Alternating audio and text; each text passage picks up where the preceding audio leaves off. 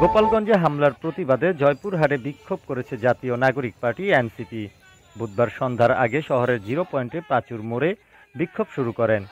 এ সময় সেখানে রাস্তায় আগুন জ্বেলে কিছুক্ষণের জন্য রাস্তা বন্ধ করে বিক্ষোভ করেন নেতৃবৃন্দরা। এ সময় উপস্থিত ছিলেন এনসিপির জয়পুরহাট জেলা সমন্বয়ক ফিরোজ আলমগীর, এনসিপির জেলা সদস্য গোলাম কবির বোরহান, জাতীয় যুব শক্তির কেন্দ্রীয় সংগঠক আশরাফুল ইসলাম, ওয়ারেস অফ জুলাইয়ের সদস্য সচিব রাশেদুল ইসলাম। এ সময় তারা আওয়ামী লীগ, যুবলীগ ও ছাত্রলীগের বিরুদ্ধে স্লোগান দেন।